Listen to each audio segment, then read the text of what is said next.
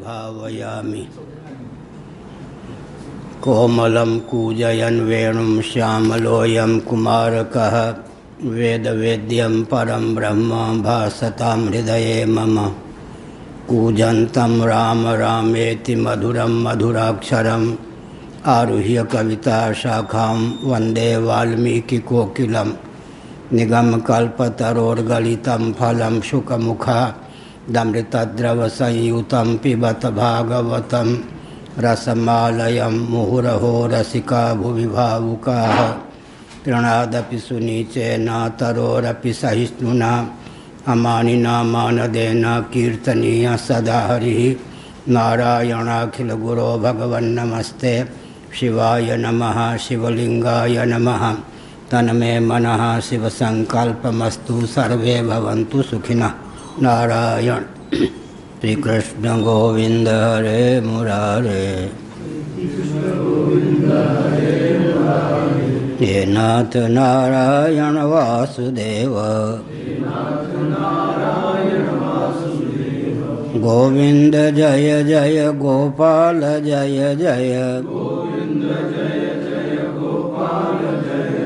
राधा रमण हरि गोविंद जय जय। श्री कृष्ण गोविंद हरे मुरारे। हे नाथ नारायण वासुदेव गोविंद जय जय गोपाल जय जय। राधा रमण हरि गोविंद जय जय। श्री वृंदावन विहारी लाल की जय। नमो महद्भ्यः। श्रीमद्भागवत सप्तम स्कंध अध्याय 7 श्लोक 22। अष्टौ प्रकृतयः प्रोक्तास्त्रय एव हि तद्गुणाः विकाराः षोडशाचार्यैः पुमानेकः समन्वयात्। देहस्तु सर्वसंघातो जगत्तस्थुरिति द्विधा अत्रैव मृग्यः पुरुषो नेति नेति त्यजन् अन्वयव्यतिरेकेण विवेकेनोशतात्मनः सर्गस्थान समाम्नायैर्विमृशद्भिरसत्वरैः। नारायण। आत्मयोगैः अध्यात्मवित् ब्रह्मगतिं लभेत। अध्यात्म योग का अवलंबन लेने पर ब्रह्मगति की समुपलब्धि होती है, ऐसा कहा गया। अब तत्व की गणना सांख्य प्रस्थान के अनुसार भक्त प्रवर प्रहलाद करते हैं। मूल प्रकृति, महत्तत्व, अहंतत्व, पंच तन्मात्रा, इनको अष्टधा प्रकृति कहते हैं। कल प्रकृति का अर्थ किया गया उपादान, किसी भी कार्य के रूप में स्वयं को अभिव्यक्त करने की क्षमता जिसमें सन्निहित होती है उसे उपादान कहते हैं, उसी को प्रकृति कहते हैं। जिसकी प्रकृष्टाकृति हो, जो कार्य के रूप में स्वयं ही परिणत हो जाए, अभिव्यक्त हो जाए, स्फुरित हो जाए, उल्लसित हो जाए, उसी का नाम प्रकृति है। एक विचार करने की आवश्यकता है कि सांख्य प्रस्थान में भी कोई भी उपादान तत्वांतर कार्य को उत्पन्न करने के बाद भी अपने अस्तित्व को बनाए रखता है। तभी अचित पदार्थों के 24 प्रभेद सिद्ध होते हैं। त्रिगुणमयी प्रकृति है। सर्ग दशा में गुणक्षोभ के पश्चात महत्त्व के रूप में वह परिणत होती है लेकिन अपने अस्तित्व को बनाए रखती है। महत्तत्व अहम तत्व के रूप में परिणत होने पर भी अपने अस्तित्व को बनाए रखता है। अहम तत्व पंच तन्मात्राओं के रूप में उत्पन्न होने पर भी अपने अस्तित्व को बनाए रखता है। पंच तन्मात्राएं पंचभूतों के रूप में व्यक्त होकर भी अपने अस्तित्व को बनाए रखती हैं। पंचभूत तारतम्य संघात देहादि के रूप में स्वयं को अभिव्यक्त करने पर भी अपने अस्तित्व को बनाए रखते हैं। इस प्रकार उपादान कारण का विलोप नहीं होता। यहाँ हम देखते हैं कि दूध को उष्ण करते हैं, जामन के योग से उसे दधि का रूप प्रदान करते हैं, फिर दुग्ध शेष नहीं रहता, दधि के रूप में परिणत हो जाता है। उस दधि को पुनः दुग्ध का रूप प्रदान नहीं कर सकते। इस प्रकार का परिणाम जगत नहीं है। यहाँ उपादान कारण तत्वांतर परिणाम का अभिव्यंजक होने पर भी अपने अस्तित्व को शेष रखता है या विशेषता है। मूल प्रकृति से महत्तत्व की, महत्तत्व से अहम तत्व की, अहम तत्व से पंच तन्मात्राओं की अभिव्यक्ति होती है। मूल प्रकृति 1, महत्तत्व 2, अहम तत्व 3, पंच तन्मात्राएं 5। इन्हीं का नाम अष्टधा प्रकृति है। इनमें महत्तत्व, अहम तत्व और पंच तन्मात्राओं को हम प्रकृति विकृति कहते हैं। प्रकृति विकृति का अर्थ स्वयं किसी का उपादान कारण हो तथापि वह स्वयं किसी का कार्य भी हो, जिसमें कार्य और कारण दोनों के लक्षण चरितार्थ होते हों, उसको प्रकृति विकृति कहते हैं। लेकिन त्रिगुणमयी प्रकृति केवल प्रकृति है, वह किसी की विकृति नहीं है। विकृति का अर्थ होता है कार्य। महत्तत्व, अहम तत्व और पंच तन्मात्राएं प्रकृति विकृति दोनों हैं। कल मैंने उदाहरण दिया था, पितामह भी हों, पिता भी हों, पुत्र भी हो। तो पिता जो बीच में है वो अपने पिता का पुत्र है, अपने पुत्र का पिता है। ठीक इसी प्रकार से महत्तत्व अहम तत्व के रूप में परिणत होता है, इसीलिए उसका नाम प्रकृति है। लेकिन प्रकृति का कार्य होने के कारण उसका नाम विकृति है। कार्य और कारण दोनों के लक्षणों से जो चरितार्थ हो, स्वयं किसी का कार्य होता हुआ श्वेतर का कारण भी सिद्ध होता हो, उसी को प्रकृति विकृति कहते हैं। तो अष्टधा प्रकृति इसी का नाम है। फिर आगे कहा त्रय एव ही तद्गुणाः, उनके 3 गुण हैं। मूल प्रकृति त्रिगुणमयी है। सत्वं रजस्तम इति गुणाः प्रकृति संभवाः निबध्नन्ति महाबाहो देहे देहिनम् अव्ययम्। 3 गुण माने सत्व रजस तमस गुण, ये द्रव्य हैं। सत्वगुण भी द्रव्य है, रजोगुण भी द्रव्य है, तमोगुण भी द्रव्य है। लेकिन इनका नाम गुण क्यों है? ये शब्द स्पर्श रूप रसगंध के समान द्रव्याश्रित गुण नहीं हैं, लेकिन इनको गुण क्यों कहते हैं? गुण का अर्थ रस्सी भी होता है। निबंधन में हेतु होने के कारण, बंधन में हेतु होने के कारण सत्व रजस तमस इन 3 गुणों को गुण कहा गया है। भगवद गीता के 14वें अध्याय के अनुशीलन से यह तथ्य सिद्ध है। सत्वम रजस्तम इति गुणाः प्रकृति संभवाः निबध्नन्ति महाबाहो देहे देहिनम् अव्ययम्। व्यंग्यार्थ है यह, देहे देहिनम् अव्ययम् निबध्नन्ति त्रिगुणाः। अव्यय कहा भगवान, उपहास की बात, व्यंग्यार्थ है यह। अव्यय, देही अव्यय है। अव्यय की व्याख्या कल की गई भगवद गीता के 13वें अध्याय के अनुसार। अनादित्वात् निर्गुणत्वात् परमात्मायम् अव्ययः। जो अनादि होता हुआ निर्गुण हो, उसी का नाम अव्यय है। किसी प्रकार क्षीण न हो, बंधन में आने वाला न हो, है तो आत्म तत्व अव्यय, किसी प्रकार की संस्कृति विकृति का विषय नहीं है। तथापि निबध्नन्ति गुणाः, सत्व रजस तमस, ये 3 गुण उसे बांध देते हैं। अब बांधते किससे हैं? देहे देहिनम, इस देही को, अव्यय देही को देह में बांध देते हैं।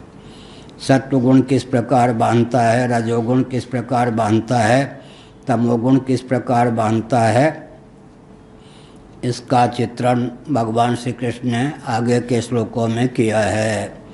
बंधेव कीर मरकट की नाई, तुलसीदास जी ने। बंधन नहीं है लेकिन बंधन का विभ्रम हो जाता है। तत्र सत्वम निर्बलत्वात् प्रकाशक मनामयम, सुख संगेन बधनाति ज्ञान संगेन च नघ। मलिन सत्वगुण भी निबंधक है।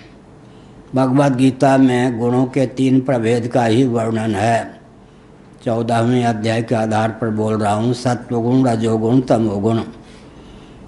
वक्ता श्री कृष्ण ही हैं, यहाँ श्रोता अर्जुन है।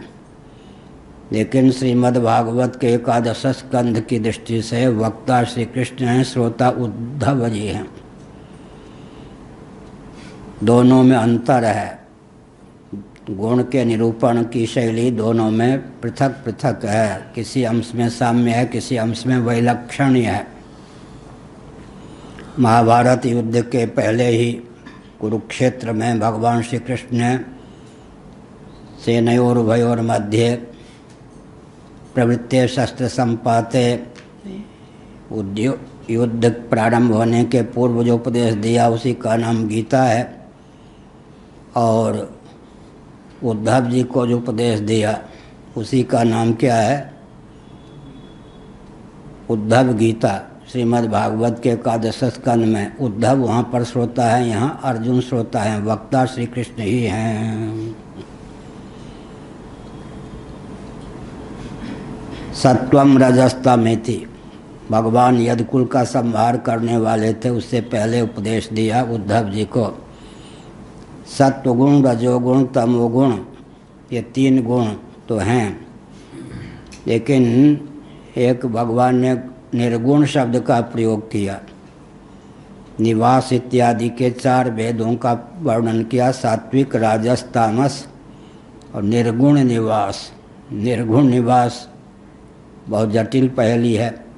भगवान का श्री विग्रह जहाँ पर हो, देव मंदिर, अवैध कब्जा करके नहीं, आसपास जो भक्त वृंद रहते हैं, जहाँ देव विग्रह की प्रतिष्ठा होती है, उसके आसपास रहना निर्गुण निवास। त्रिपाद विभूति महानारायणोपनिषद के अनुसार निर्गुण का अर्थ यहाँ पर विशुद्ध सत्व है। विशुद्ध सत्व का अर्थ है गुण होने पर भी निबंधकता जिसमें न हो उसी का नाम निर्गुण है। कहने को गुण है लेकिन निबंधकता जिसमें न हो, बंधन में जो हेतु न हो, उसका नाम निर्गुण। बहुत बढ़िया है। द्वितीय के गर्भ से 49 मरुद्गणों की अभिव्यक्ति हुई, मरुद्गण की अभिव्यक्ति हुई। द्वितीय के गर्भ से, लेकिन दैत्यों का अनुगमन किया उन्होंने, या देवराज इंद्र का अनुगमन किया? देवराज इंद्र का अनुगमन किया। एक विचित्र बात, दैत्यों का अनुगमन नहीं किया। द्वितीय के गर्भ से उत्पन्न होने पर भी देवराज इंद्र का अनुगमन किया। सत्वगुण गुण होने पर भी अगर शुद्ध हो जाए तो शुद्ध सत्वगुण आत्मा की सत्ता, चित्ता, प्रियता का अभिव्यंजक होता है और गुणमय बंधनों से अतीत आत्म तत्व को तदनुरूप ही उद्बोधित करने में समर्थ होता है। गुण होने पर भी गुणमय बंधनों से विमुक्त करने में जो समर्थ हो वह विशुद्ध सत्व है। लेकिन मलिन सत्व का नाम मैंने क्यों लिया? मलिन सत्व उसको कहते हैं जो आत्मा के सत्ता, चित्ता, प्रियता का अभिव्यंजक संस्थान तो सिद्ध हो, लेकिन आत्मा जिसके चपेट में आकर चकमे में पड़ जाए, भ्रमित हो जाए। अगर यह सत्वमयी वृत्ति न हो, चिन्मयी वृत्ति न हो, आनंदमयी वृत्ति न हो, संधिनी वृत्ति न हो, संवित वृत्ति न हो, ह्लादिनी वृत्ति न हो, तो मानो मैं सच्चित आनंद ही सिद्ध न होऊं। बहुत विचित्र बात। इसका अर्थ आत्मा सच्चिदानंद स्वरूप है, तदनुकूल आत्मा की अभिव्यक्ति सत्वात्मिका, विशुद्ध सत्वात्मिका या शुद्ध सत्वात्मिका मनोवृत्ति से होती है। लेकिन आत्म तत्व ऐसा मान लेता है कि इसके कारण मैं सत्य हूँ, इसके कारण मैं चित्त हूँ, इसके कारण मैं आनंद हूँ। विचित्र बात।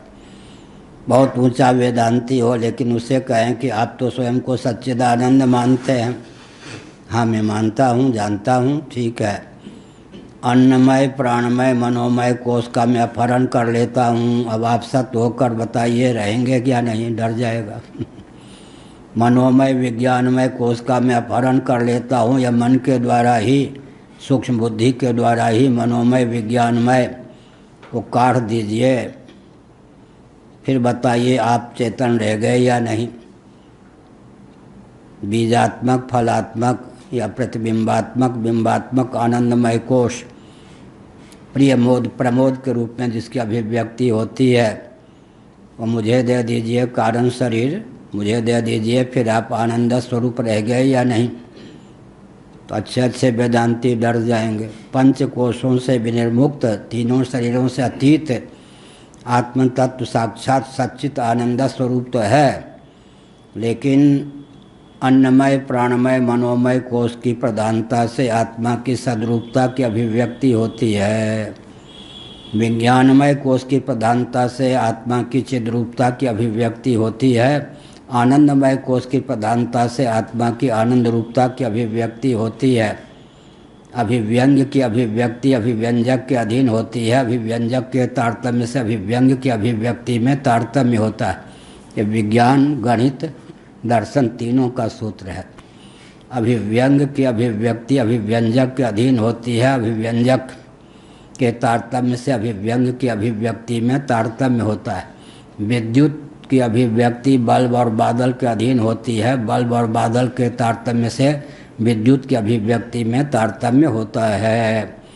अभिव्यंजक उसी प्रकार का ब्रह्म है जिस प्रकार कोई दर्पण में प्रतिफलित मुखचंद्र को ही मुख मान ले, दर्पण को ओंठ देने पर मान ले कि मुख विहीन हो गया।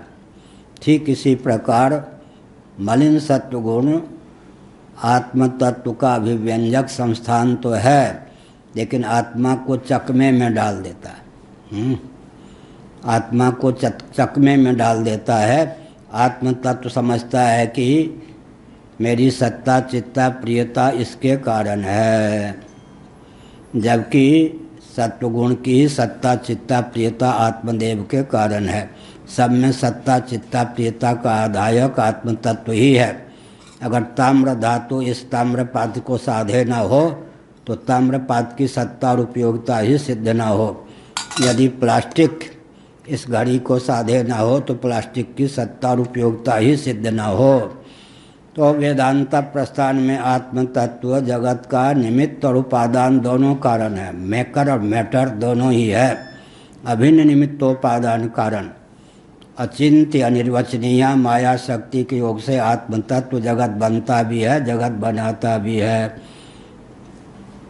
त्रय एव ही तद्गुणा, सत्वगुण, रजोगुण, तमोगुण। विचित्र बात, बीच में है रजोगुण, ऊपर है सत्वगुण, नीचे है तमोगुण।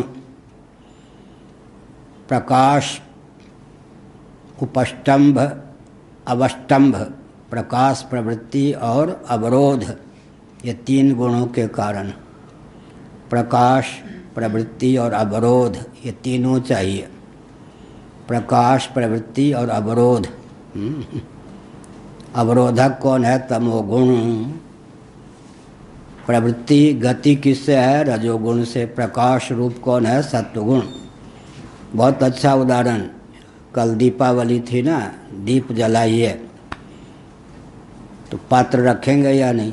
मिट्टी का पात्र रखें, जो भी रखें पात्र तो होगा, वो तमोगुण जैसा हो गया। बीच में स्निग्ध पदार्थ तैल घृत आदि रखेंगे, वो क्या हो गया, रजोगुण के समान हो गया। बत्ती रखेंगे, वह सत्वगुण के समान, रुई से बनी हुई बत्ती, उसमें अग्नि शिखा का योग हो जाएगा, शुद्ध सत्व के समान। अब तीनों में सहभागिता है या नहीं? पात्र की अपनी उपयोगिता है, उसके बिना घृत या तेल कहाँ टिके। स्निग्धता की अपनी उपयोगिता है, उसके बिना बत्ती में स्निग्धता का संचार कैसे हो। बत्ती की अपनी उपयोगिता है और लौ की अपनी उपयोगिता है।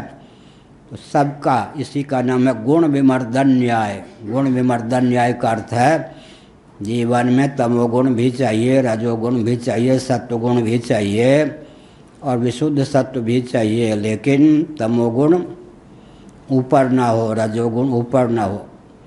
क्रिया जो है वो रजोगुण के कारण ही है। तमोगुण भी निष्क्रिय है, सत्वगुण भी निष्क्रिय है।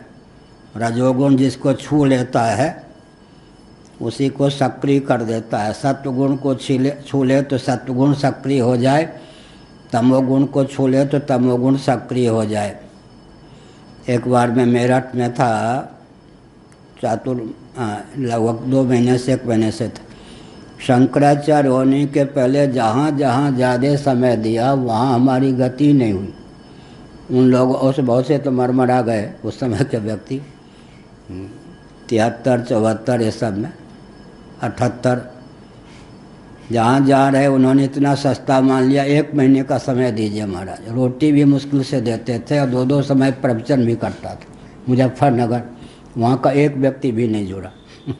कुछ जीवित भी हैं, शंकराचार्य आते ही नहीं अपनी ओर से। अब वो समय अगर मांगेंगे तो 1 महीने से कम का नहीं मांगेंगे।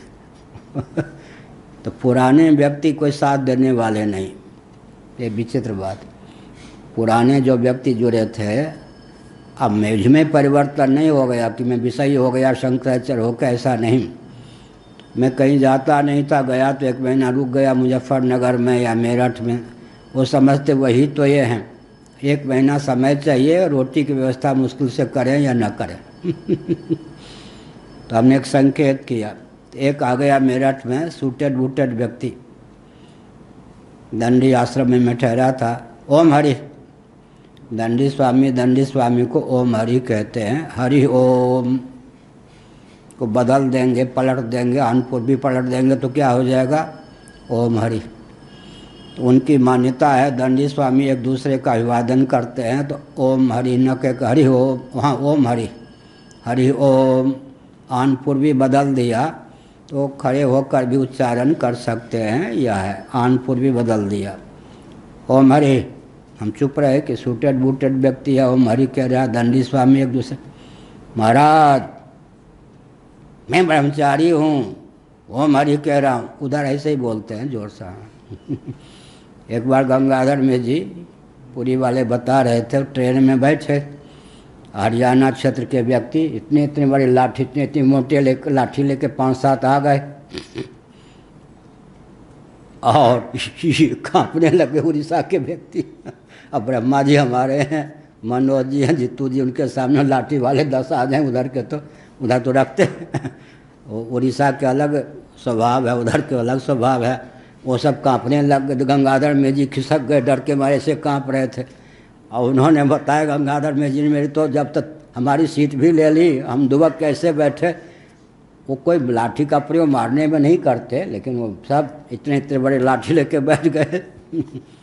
तो वैसे कहा ओम हरि, हम चुपचाप रहे। फिर कहा हम ब्रह्मचारी हैं, फिर भी मैं चुप रहा।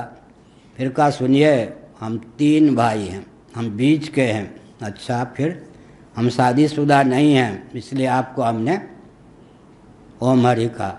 भूमानंद, ऐसे अपने गुरु का नाम लिया, भूमानंद का मैं शिष्य हूँ। उन्होंने कहा हमने, अच्छा फिर मेरी विशेषता क्या है बताओ। ट्रैक्टर की दुकान सुने हैं ना, मेरी है वो। 2 भाई की मैंने शादी करवा दी, ऊपर की नीचे की, ज्येष्ठ भाई की कनिष्ठ भाई की। मैंने शादी नहीं की, दोनों का योगक्षेम वहन करने के लिए मैं ब्रह्मचारी होकर भी ट्रैक्टर की दुकान किए हूँ। जो आमदनी होती है रोटी नमक से स्वयं भी तृप्त होता हूँ, दोनों भाइयों का पोषण करता हूँ। इसलिए मैंने आपको ओम हरि किया, मुझे गृहस्थ मत समझिए। यही रजोगुण का स्वभाव है। सत्वगुण को छू ले तो उसे सक्रिय बना दे, तमोगुण को छू ले तो उसे सक्रिय बना दे। त्रिगुण है। अष्टौ प्रकृतयः प्रोक्तास्त्रय एव हि तद्गुणा। ये सब रथ जी, ये सब विद्याओं, ये सब विद्या न प्राप्त हो, व्यवहार में भी व्यक्ति कुशल नहीं होता, परमार्थ में भी गति नहीं होती। ये सब राजनेता देश को क्यों नहीं चला पा रहे? चेतना विहीन देश क्यों है? गुरुकुल में जब ब्राह्मण क्षत्रिय वैश्य तीनों के बाल गोपाल पढ़ते थे और सत्संग के प्रभाव से इनके संपर्क में आने पर शूद्रों में भी चेतना विदुर इत्यादि के समान पर्याप्त होती थी, तब क्या होता था? वेदादि शास्त्र के सब मर्मज्ञ होते थे। उस समय जो शासन तंत्र होता था अब उसकी कल्पना नहीं कर सकते थे। गुरुकुल की पढ़ाई बंद हो गई, जहाँ कहीं संस्कृत की पढ़ाई भी है वो सेकुलर तंत्र के अधीन होने के कारण चेतना शक्ति लुप्त हो गई। तो व्यासपीठ की भी दुर्दशा हो गई, शासन तंत्र की भी दुर्दशा हो गई। राजनीति की परिभाषा भी ये राजनेता प्रायः नहीं जानते हैं, उसके क्रियान्वयन का प्रकल्प तो जानते ही नहीं। इसलिए व्यवहार, लौकिक उत्कर्ष, पारलौकिक उत्कर्ष और परमात्मा की प्राप्ति का मार्ग भी प्रशस्त। इन तीनों योग्यताओं की प्राप्ति इन ग्रंथों का अध्ययन अनुशीलन किए बिना या कम से कम श्रवण किए बिना संभव ही नहीं है। त्रय एव हि तद्गुणा, जैसे मैंने बताया, पात्र का भी उपयोग है, उसमें रखे हुए तेल या घृत का भी उपयोग है, बत्ती का भी उपयोग है, लेकिन तीनों हों, लौ ही ना हो तो प्रकाश क्या देंगे? इसी का नाम है गुण विमर्दन न्याय। गुण विमर्दन न्याय का मतलब बीच में जो रजोगुण है उसी के योग से सत्वगुण भी सक्रिय हो जाता है, उसी के ओर से तमोगुण, उसी के योग से तमोगुण भी सक्रिय हो जाता है। रजोगुण का उपयोग सत्वगुण को सक्रिय करने में, तमोगुण को सक्रिय करने में हो, लेकिन सत्वगुण सबसे ऊपर हो। उसमें भी हमने 5-7 दिन पहले एक उदाहरण दिया था, जैसे दूध को दही का रूप प्रदान किया, दही को मथा, मथने के बाद मट्ठा हो गया, तक्र ऊपर नवनीत, मक्खन तैरने लगा, अब वो फिर दही हो जाए, ये संभव नहीं। इसी प्रकार जो विचारशील मनीषी होते हैं वे सत्व, ये प्रकृति का अंतःकरण का ऐसा मंथन करते हैं कि विशुद्ध सत्व ऊपर आ जाता है, वो तैरता रहता है, फिर उनको भवबंध की प्राप्ति नहीं होती। लेकिन मलिन सत्वगुण भी बांध देता है। आत्मा स्वरूप का अभिव्यंजक होता हुआ आत्मा के लिए जो विमोहक हो जाए उसी का नाम गुण है। गुण माने निबंधक। आत्मा निर्गुण है, लेकिन प्रकृति के 3 गुण हैं। अष्टौ प्रकृतयः प्रोक्ताः त्रय एव हि तद्गुणाः विकारा षोडशाचार्य पुमान् एकः समन्वयात्। विकृति के 16 भेद हैं। कल मैंने कहा था महाभूतान्यहंकारो बुद्धिरव्यक्तमेव च। यहाँ तक भगवद गीता के 13वें अध्याय में भगवान श्री कृष्ण ने अष्टधा प्रकृति का वर्णन किया। महाभूतान्यहंकारो बुद्धिरव्यक्तमेव च। फिर इंद्रियाण दशैकम च पंचचेन्द्रिय गोचराः। 10 इंद्रिय, एक मन, अहम मन, और पंचचेन्द्रिय गोचराः तन्मात्राएँ, इनका नाम 16 विकृतियाँ हैं। 16 विकृति, अष्ट प्रकृति, 16 8 24 ये अचित पदार्थों के प्रभेद हैं। यही कहा षोडशाचार्य है विकारा षोडशाचार्य पुमान् एक समन्वयात्। लेकिन अष्टधा प्रकृति में और 16 विकृति में जो अनुगत है, अनुगत आत्म तत्व एक है। इसका मतलब गुणों के भेद से आत्मा में भेद की प्राप्ति नहीं है। अचित पदार्थों के 24 प्रभेद होने पर भी आत्मा में भेद नहीं है। कल परसों मैंने बताया था, विषय में भेद होने पर करण में भेद की प्राप्ति होती है। शब्द स्पर्श रूप रस गंध 5 विषय हैं। इनको ग्रहण करने के लिए हमको 5 ज्ञानेंद्रियां प्राप्त हैं और इनके विसर्जन के लिए भी 5 कर्मेंद्रियां प्राप्त हैं। एक विचित्र बात है, ज्ञान में जीव परतंत्र है, कर्म में अपेक्षाकृत स्वतंत्र है। इसको क्या बोलेंगे? ज्ञान प्रमाण तंत्र है, विषय तंत्र है, ये सब याद रखना चाहिए। ज्ञान प्रमाण तंत्र है, विषय तंत्र माने अधीन, और तंत्र का अर्थ होता है सिद्धांत। तंत्र के 2 अर्थ होते हैं, अधीन भी अर्थ होता है, सिद्धांत भी। सर्वतंत्र स्वतंत्र जब कहते हैं, सर्वतंत्र स्वतंत्र जब कहते हैं, तब तंत्र का अर्थ होता है सिद्धांत। स्वतंत्र परतंत्र जब कहते हैं, स्व के अधीन पर के अधीन, तो तंत्र का अर्थ कहीं सिद्धांत होता है, कहीं अधीन होता है। तो संकेत किया, क्या संकेत किया? सत्वगुण, रजोगुण, तमोगुण, ये 3 गुण हो गए। त्रिगुणमयी प्रकृति हो गई, 8 प्रकृति है, 16 विकृति है, 24 तो प्रभेद हो गए। तो जैसे विषय के भेद से करण में भेद होता है, 5 विषय हैं, शब्द स्पर्श रूप रस गंध। शब्द का ग्रहण करने के लिए श्रोत्रेंद्रिय है, स्पर्श का ग्रहण करने के लिए त्वक इंद्रिय है, रूप का ग्रहण करने के लिए नेत्र इंद्रिय है, रस का ग्रहण करने के लिए रसनेन्द्रिय है, गंध का ग्रहण करने के लिए नासिका या घ्राण इंद्रिय है। क्या मैंने कहा? ज्ञान में व्यक्ति परतंत्र है। क्या अर्थ हुआ? ज्ञान क्या होता है? वस्तु तंत्र, प्रमाण तंत्र। कोई छींक मार दे यात्रा के समय, हम छींक सुनना चाहें या न सुनना चाहें, कान ठीक ठाक है, शब्द का संयोग हो गया तो सुनने के लिए बाध्य हैं। लहसुन प्याज से परहेज करते हैं, लेकिन लहसुन प्याज के कोई छोंक मार दे तो सूंघने के लिए बाध्य हैं। ज्ञान में परतंत्रता है, कर्म में उतनी परतंत्रता नहीं है। इसका अर्थ क्या है? जितना हम सुनते हैं और जितना सुनने को मिल जाता है, उतना हम बोलने लगें तो या बच्चा कहे जाएं या पागल कहे जाएं, 2 में से कोई ना कोई कहे जाएंगे। क्या बच्चे की क्या विशेषता होती है? बार बार बोलता जाएगा, जितना सुना है वो कुछ छिपा के रखने की क्षमता नहीं होती। तो जितना सुनते हैं, सुनने में हम बाध्य भी हैं, लेकिन बोलने में माप तौल के बोलना चाहिए, क्या बोलना चाहिए क्या नहीं। यह कर्म में पुरुष की स्वतंत्रता है, ज्ञान में उतनी स्वतंत्रता नहीं है।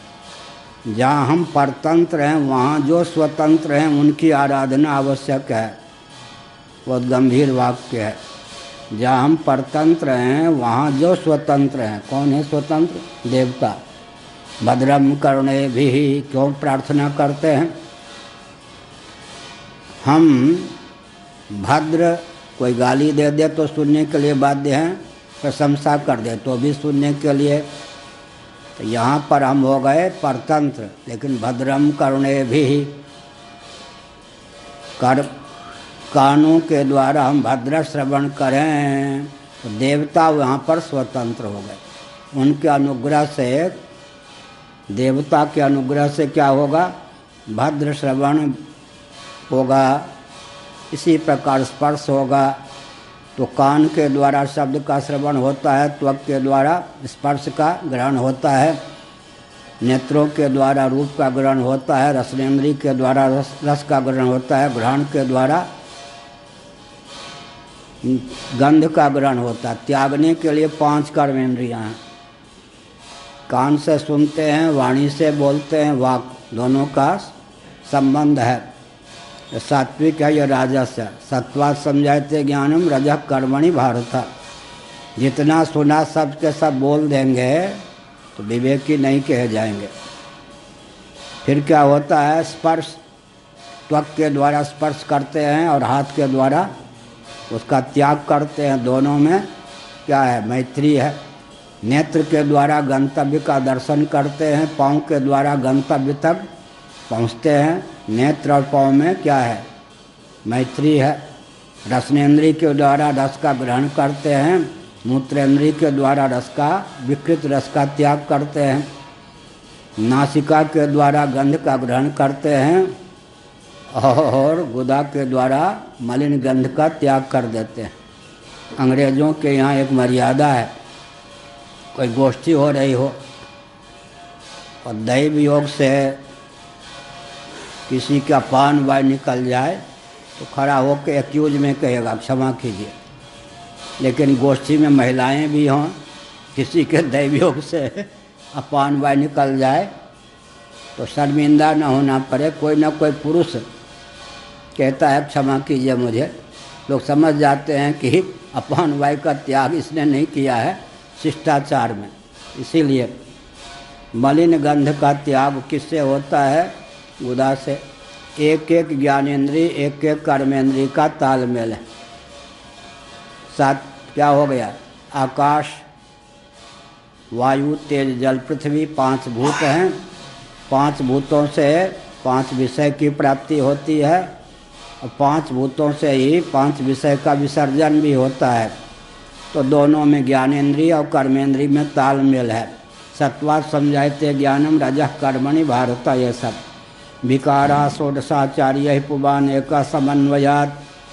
तो हमने कहा कि विषय के भेद से करण में भेद होता है।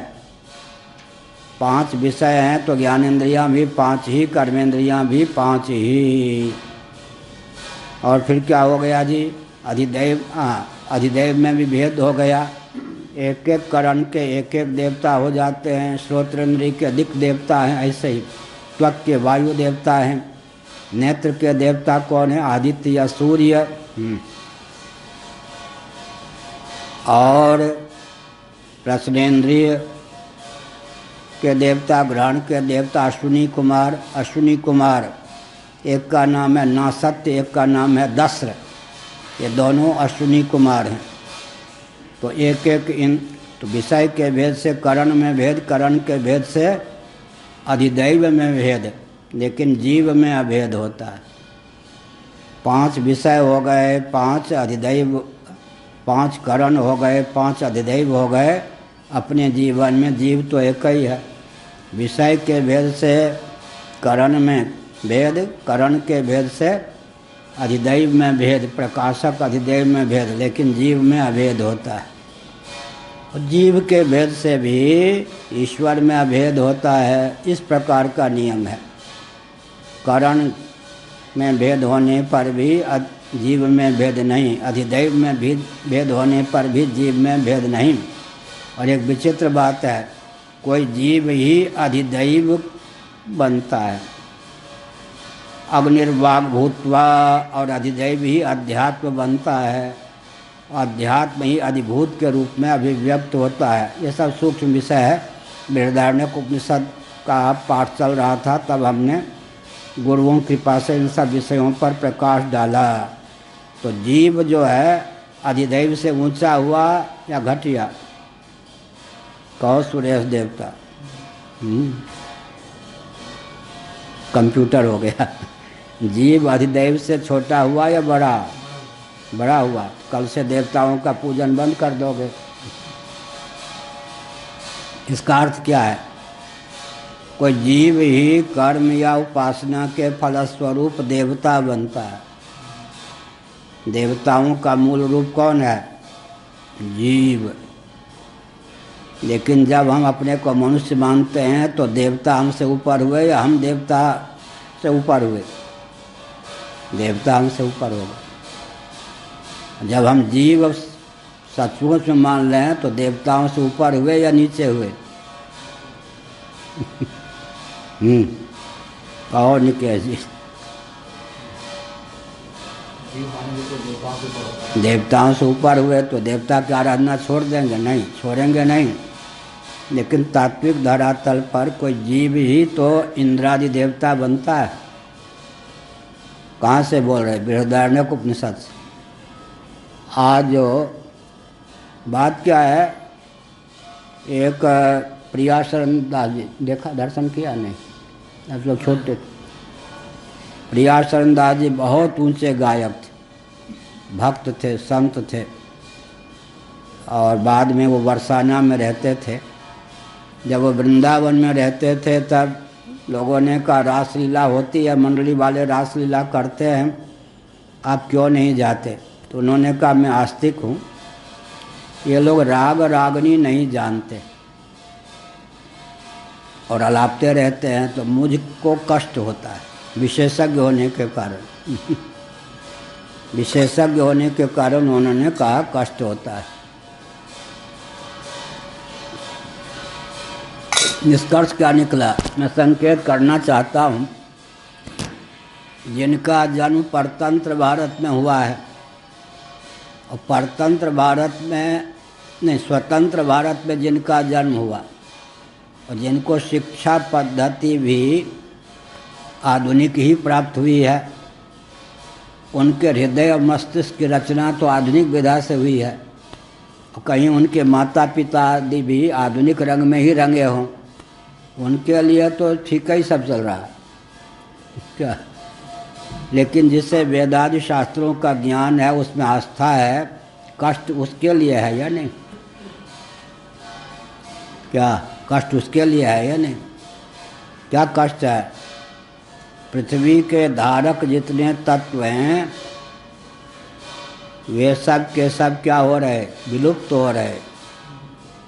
बीच के खंभे या दीवार को हटा देंगे तो छत की क्या स्थिति रहेगी? कष्ट हम लोगों को होता है। गुरुओं की परंपरा से वेदादि शास्त्रों का अध्ययन है, इसलिए मोदी जी को कष्ट नहीं होगा, आदित्य जी को कष्ट नहीं होगा, नवीन जी को कष्ट नहीं होगा, ये सब इन सब को कष्ट नहीं होगा। कष्ट किसको होगा? हम लोगों को होगा। क्यों होगा? इसलिए होगा कि वेदादि शास्त्रों का अध्ययन है। थोड़ा विचार कीजिए। गोभिर विप्रैश्च वेदैश्च सत्यभिः सत्यवादिभिः अलुब्धैर्दानशीलैश्च सप्तभिर्धार्यते मही। पृथ्वी को धारण करने वाले ये 7 तत्व हैं। सातों का विलोप हो रहा है या नहीं? सातों में द्रुत गति से विकृति हो रही या नहीं? इसी का नाम विकास है क्या? सृष्टि की संरचना का प्रकार और सृष्टि की संरचना के प्रयोजन का जिसको ज्ञान नहीं है, वो विकास क्या करेगा? विकास के नाम पर विनाश कर देगा। फिर मैं बोल रहा हूँ, सृष्टि की संरचना के प्रकार का और सृष्टि की संरचना के प्रयोजन का जिसको ज्ञान नहीं है, वो विकास के नाम पर विनाश कर देगा, बंटाढार कर देगा। भले ही ईमानदार हो। मोदी जी उंगली उठाने योग्य नहीं हैं, आदित्यनाथ योगी जी घर भरने वाले नहीं हैं, ये सब ईमानदार हैं, संयमी हैं। इतने अंशों में प्रशंसा करता हूँ, आलोचना इसलिए नहीं करता। लेकिन वेदादि शास्त्रों का अध्ययन न होने के कारण, उसमें आस्था न होने का कारण, और कोई जानकार हैं तो उनसे दूर भागने की भावना होने के कारण, वस्तु स्थिति क्या है कि सृष्टि की संरचना का प्रकार और सृष्टि के संरचना के प्रयोजन का जिसको ज्ञान नहीं है, वो तो ईमानदार होने पर भी विकास के नाम पे बंटाढार किए बिना रह नहीं सकता। इसीलिए हमारी चंडी आजकल चेती हुई है, चंडी चेतना समझते ना। जब तक शासन सनातन सिद्धांत के अनुसार नहीं होगा, तब तक हम अपने अस्तित्व और आदर्श की रक्षा ही नहीं कर सकते। क्या देवर्षि नारद को हिरण्यकश्यपु का शासन तंत्र क्यों खटका? प्रहलाद को क्यों आगे लाए? ध्यान गया या नहीं? ऐसे ही भृगु जी को बेन का शासन क्यों रुचा नहीं? पृथु जी को क्यों आगे लाए? अभिव्यक्त क्यों किया? वशिष्ठ जी ने राम जी को क्यों प्रश्रय दिया? रावण का शासन उनको जचा क्या? नहीं ना। व्यास जी ने कंस को, इन सब को क्यों प्रश्रय नहीं दिया? युधिष्ठिर जी को क्यों प्रश्रय दिया? भगवान शंकराचार्य ने सुधर्मा को क्यों सनातन सिद्धांत में आस्थान्वित किया? इसी प्रकार से नवरत्नों ने विक्रमादित्य को क्यों उठाया? इसी प्रकार से समर्थ रामदास जी ने शिवाजी को क्यों उठाया? व्यासपीठ और शासन तंत्र में सैद्धांतिक सामंजस्य नहीं होगा, शासन तंत्र हमारी मान्यता, हमारे सिद्धांत, हमारी संस्कृति के विरूप होगा, तो हम अपने अस्तित्व और आदर्श की रक्षा कर सकेंगे? या उचित नहीं, संभव नहीं।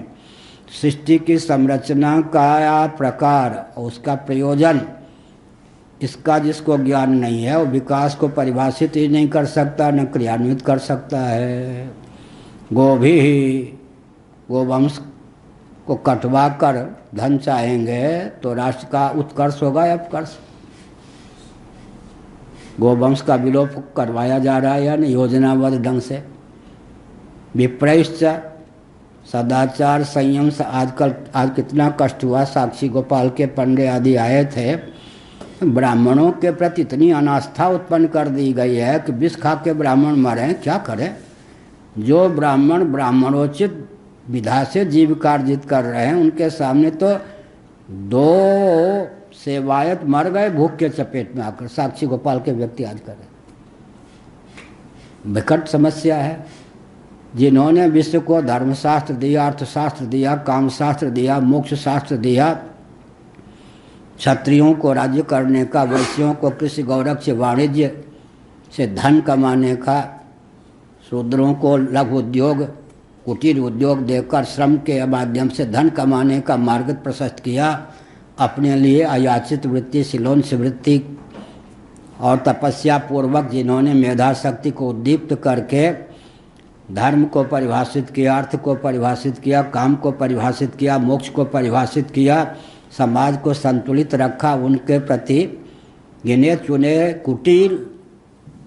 कूटनीति के कुटिल जानकारों ने अनास्था उत्पन्न कर दी। अब ब्राह्मणों के लिए, अब ब्राह्मण भी फिर क्या करें, अवसरवादिता का लाभ उठा के बहुत से कम्युनिस्ट हो गए, कुछ हो गए।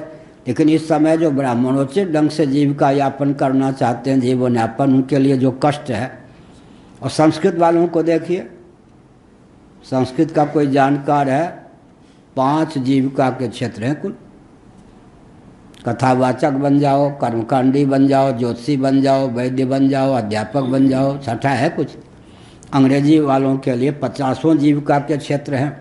इसका अर्थ जिससे हमारे अस्तित्व और आदर्श की रक्षा संभव है उसके प्रति अनास्था, उनको यातना देना। तो हमने ये कहा पुबान एक समन्वयात, लेकिन आत्म तत्व एक ही है। इसका अर्थ 16 विकृतियों के 16 भेद, प्रकृति के 8 भेद, 24 तत्व हैं, लेकिन आत्म तत्व एक ही है। यहाँ पर देहस्तु सर्वसंघातो, तो गोभिर विप्रैश्च वेदैश्च, वेदों का भी द्रुत गति से विलोप। 1180, 1135, 1131 वेद की शाखाओं का वर्णन। मुक्तिकोपनिषद में 1180, शीतोपनिषद में 1135, सूत संहिता में और व्याकरण के महाभाष्य में 1131 वेद की शाखाओं का वर्णन। अब 8-9 शाखाएं रह गई। वेदों का भी विलोप, गोभीर विप्रैश्च वेदैश्च, ब्राह्मणों का विलोप वेदों का, सतियों का विलोप, बहुत बढ़िया। संस्कृति के नाम पर सतीत्व का विलोप कर दिया, ध्यान गया या नहीं। अब अगर नंगे नाचने से मना करें तो लोग कहेंगे असभ्य हैं, मार डालेंगे। संस्कृति के नाम पर विकृति को लाके रख दिया। अब अगर संस्कृति के नाम पर जो विकृति है उस पर कुछ कटाक्ष करें तो असभ्य गिन लिए जाएं, बड़ी विकृत बात है। जिसको नष्ट करना होता है उसको संस्कृति की सीमा में रख देते ब्राह्मणों को शोषक की सीमा में रख दिया, बड़ी विचित्र बात है। लेकिन हमने कहा था, कांप गए होंगे लोग, ठीक है जी, शिक्षण संस्थान ब्राह्मणों का विकल्प बनाया आप लोगों ने। शिक्षा का पतन किसी का कारण हुआ वर्तमान शिक्षण पद्धति के अनुसार। पुलिस और मिलिट्री को क्या विकल्प बनाया आपने? क्षत्रियों का। रक्षा विभाग उसी से तो नष्ट हुआ है। वैश्यों का विकल्प किसको बनाया आपने? पूंजीपतियों को, उद्योगपतियों को। अर्थ का विलोप तो शोषण उसी से हुआ है। पूरे विश्व में 8-9 व्यापारी हैं जिनके हाथ में पूरा धन है, बाकी भूखे मरने के लिए बाध्य हैं। पूरा विश्व का नियंत्रण 7-8 धनाढ्यों के हाथ में है। शूद्रों का विकल्प क्या निकाला जी आपने? स्वयं सेवक, सेवा को उसी से हानि है। विकल्प निकाल लीजिए।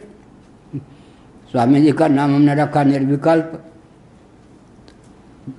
शंकराचार्य का विकल्प किसको बनाएंगे?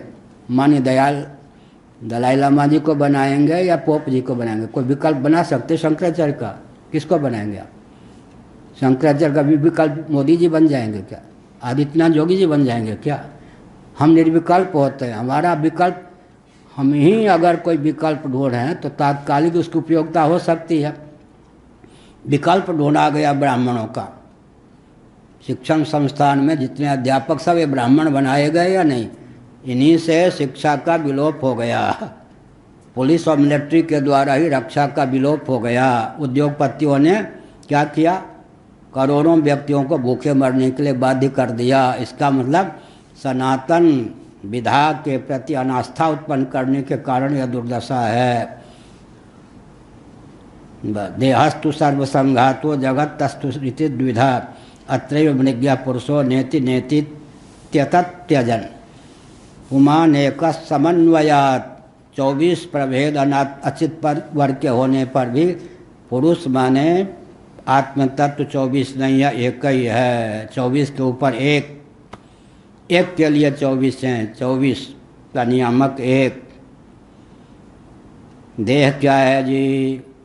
संघात है, इन सब का समुदाय है।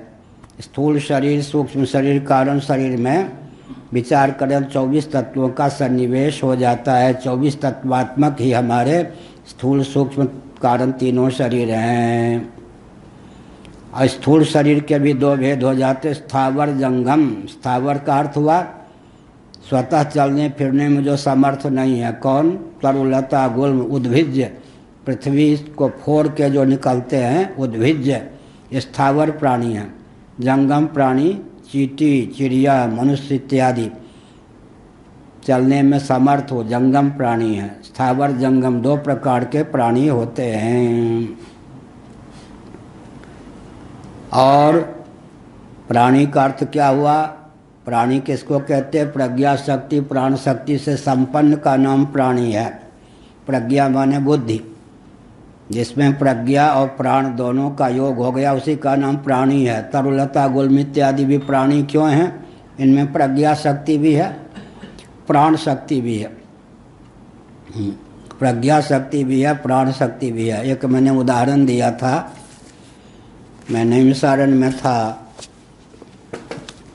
पर्णकुटी में निवास करता था। वो पर्णकुटी भी स्वयं बना के, अब शरीर में कमर आदि में दर्द है और समय भी नहीं है, इतनी बड़ी कुटी भी हम बना सकते हैं, पर्णकुटी। हाँ, क्या पहरा देना भी मालूम है बाबा होने के बाद में। और इतना विशाल पर्णकुटी भी बहुत बढ़िया उत्तम ढंग से बना सकते हैं। गुफा भी बनाते, कुंज भी बनाना जानते हैं। या बाबा होने पर भी भोजन बनाना, सत्तू बनवाए गए हमारे यहाँ, मालूम है कितनी चीज़ें हैं? 19 चीज़ों के सत्तू पाता हूँ भाई। इसका मतलब इसीलिए क्या पूज्य गुरुदेव ने हमसे कहा, ब्राह्मणों को अकारण जूता गांठने की विद्या भी आनी चाहिए। जीविका के लिए जूता। और द्राविड़ जी कहा करते हैं, कहाँ भगवान शंकराचार्य सर्वज्ञ पीठ उधर कश्मीर पहुँच गए, पंडितों को उन्होंने शास्त्रार्थ में प्रबोधित किया। इसके बाद मोची आ गए मर्यादा की सीमा में मंदिर की ओर से। अच्छा, आप सर्वज्ञ अपने को कहते हैं? शंकराचार्य ने कहा, हाँ, जूता गांठने की कला आपको मालूम है? जरा बताइए। पवित्रता का ध्यान रखते हुए सामग्री रखते शंकराचार्य यूँ किया, समझ गया, आप जूता गांठने की विद्या भी जानते। इसका मतलब ब्राह्मण जो है 32 विद्या 64 कला का प्रशिक्षण देते थे या नहीं? अगर कोई क्षत्रिय देते थे तो ब्राह्मण से सीखे होंगे। तो 32 विद्या 64 कला। हमारे पूज्य गुरुदेव कहते हैं, देखो ब्राह्मणत्व की रक्षा करनी है, जूता गांठने की विद्या भी आनी चाहिए। क्या मैं कभी कभी स्वामी जी से कहता हूँ, ऋषिकेश जी से कहता हूँ, बस 1-2 मिनट, अब इतना जटिल हो गया शंकराचार्य का पद। रथ जी, श्री कृष्ण बोधाश्रम जी महाराज जैसे व्यक्ति को पकड़ के कोई शंकराचार्य बना दे, 2 दिन टिक सकते हैं? आजकल नास्तिकता का वातावरण है, अगर उसको दर्शन विज्ञान ये सब का ज्ञान नहीं है तो लोग बुद्धू मानेंगे। इन सब का ज्ञान है और राजनेता उसको चंगुल में फंसा लेंगे, धनी व्यक्ति उसको गुलाम बना देंगे दक्षिणा दे करके। तो शंकराचार्य का पद पहले भोले भाले व्यक्ति भी घेर घार के बना दिए जाते थे, समाज में सत्वगुण था। आजकल इस प्रकार की गद्दी का संचालन करना, संत भी विरोधी हो जाएंगे, संत वेश में जो है वो भी विरोधी हो जाएंगे, बहुत विकट। जो शासन तंत्र और समृद्ध वर्ग की दास्ता स्वीकार नहीं करेगा वो शंकराचार्य के पद पर 2 दिन भी टिक पाएगा? वो तो गुलाम बना दिया जाएगा। इसका मतलब ज्यों ज्यों तमोगुण बढ़ता जाता है त्यों त्यों अब राजेंद्र प्रसाद जैसे राष्ट्रपति कितने दिन टिक पाएंगे? वो ब्राह्मणों के चरणामृत लेते थे, राष्ट्रपति पद पर होने पर काशी गए, बड़ी आलोचना हुई उनके, ब्राह्मणों के चरण धो के पिया। आज कहेंगे तो पूरे विश्व में उपहास होगा या नहीं? इसका मतलब क्या हुआ? इसका अर्थ यह हुआ कि ज्यों ज्यों कलयुग बढ़ता जाता है त्यों त्यों व्यासपीठ की रक्षा के लिए भी भगवान ही कोई प्रेरित करके अपने किसी परिकर को भेजें, तो नहीं तो ये सब निगल लेंगे, कोई शंकराचार्य गद्दी नहीं रहेगी। संत वेश में सब राजनेताओं के प्रचारक हो जाएंगे और राजनेता नहीं सह सकते कि उनके समकक्ष भी कोई संत रहे। वो अपना प्रचारक, अपने से जूनियर बल्कि अपना स्वयंसेवक बना के राजनेता रखना चाहते हैं। इस परिस्थिति में महाराणा प्रताप के समान घास की रोटी खाने की भी नौबत आ सकती है। अभी ऐसे नहीं आई है हम लोगों को, क्योंकि समृद्ध वर्ग उधर ही होगा जिसे शासन तंत्र चाहेगा, उसी को धनी व्यक्ति धन देंगे। भगवान का दरवाज़ा तो कोई बंद नहीं कर सकता है, लेकिन हम कल सोच रहे थे महाराणा प्रताप को आखिर घास की रोटी खानी पड़ी। इसका अर्थ क्या है? इसका अर्थ यह है कि समृद्ध वर्ग और शासन तंत्र और सिद्धांत की रक्षा करते हुए शासन तंत्र समृद्ध वर्ग को अपना पाना बड़ा कठिन है, और सिद्धांत को छोड़ दिया तो इनको अपनाने से सिद्धांत की रक्षा क्या होगी? ऐसी स्थिति में आजकल इतनी जटिल परिस्थिति आ रही है कि कोई ईमानदार प्रधानमंत्री नीति निपुण ना हो तो ठीक पाए निगल लिया जाएगा। मुख्यमंत्री के सामने भी यही दशा है, शंकराचार्यों के सामने यह है कि राजनेताओं को व्यामोह हो गया है, राजनेताओं से ऊपर या समकक्ष कोई तंत्र नहीं रहेगा। पुजारी लोग कह रहे थे ना, मठ मंदिर इतने हैं, जो ब्राह्मण मठ मंदिरों के सारे जीविका अर्जित करने वाले थे भूखे मर रहे, कोई पूछने वाला नहीं। ब्राह्मणों के प्रति इतनी अनास्था उत्पन्न कर दी गई, तो जो ब्राह्मण ब्राह्मणोचित ढंग से ही जीविका अर्जित करने वाले हैं उनके लिए भयंकर समस्या। मुख्यमंत्री जी हों, प्रधानमंत्री जी हों, भूतपूर्व वर्तमान, देश की मूल समस्याओं को परखने और उसके समाधान के लिए तो लोगों के पास 1 मिनट भी समय नहीं। व्यास गद्दी विकृत न हो, शासन तंत्र विकृत न हो, दोनों में सामंजस्य हो, सृष्टि की संरचना जिस प्रयोजन से हुई है उस प्रयोजन की पूर्ति हो, इधर तो बिल्कुल ध्यान ही नहीं है। इसलिए अब शंकराचार्यों का भी दायित्व तो बढ़ गया। इस परिस्थिति में एक विचित्र बात है, धन की अधिकता से भी दिशाहीनता हो जाती है, और धन की न्यूनता से कोई प्रकल्प ही नहीं चलेगा। तब माइक की व्यवस्था है तब तो मैं बोल रहा हूँ ना। क्या यह बात दूसरी है कि औरों के यहाँ 10 लाख काम खर्च करने पर जो काम होता है हमारे यहाँ वो 10 रुपये में हो जाता। क्या अर्थ हुआ? 50 देश के व्यक्तियों ने भाग लिया, कितना खर्च हुआ होगा? जहाजी का मोबाइल पे खर्चा हुआ होगा अधिक, और यहाँ बिजली पे हुआ होगा कोई। ये तो सामान्य बात थोड़े है। 50 देश के प्रतिनिधि बोले तो मठ का कितना खर्च हुआ। हम लोग और जगह 1 अरब रुपये में खर्च काम चले तो हमारे यहाँ 1 लाख में चलता है। अर्थशास्त्र की भी हम लोगों को जानकारी है, बढ़िया से बढ़िया। हमारा बचपन की बात है, हमारे घर का भोजन पूरे गांव में प्रसिद्ध क्यों था? कम रुपये में कम सामग्री में स्वादिष्ट सुपाच्य भोजन और शास्त्र सम्मत भोजन बनाने की विधा चाची आदि को मालूम थी। कम से कम रुपये में अधिक से अधिक काम। तो हमने संकेत किया कि आजकल इस प्रकार के ज्ञान विज्ञान की आवश्यकता है। गोभिर विप्रैश्च वेदैश्च सत्यों का भी संस्कृति के नाम पर विलोप हो रहा है। निर्लोभ व्यक्ति, दानशील, इन सब का विलोप हो रहा है। पृथ्वी के धारक धर्म अर्थ काम मोक्ष चारों पुरुषार्थों का विलोप हो रहा है। काल को भी विकृत किया जा रहा है। इसका मतलब पृथ्वी के धारक जितने तत्व हैं सब में विकृति और सबके विलोप की दशा में पृथ्वी टिकेगी कैसे, किस प्रकार, इस पर विचार करने की आवश्यकता है। नारायण सबका भला।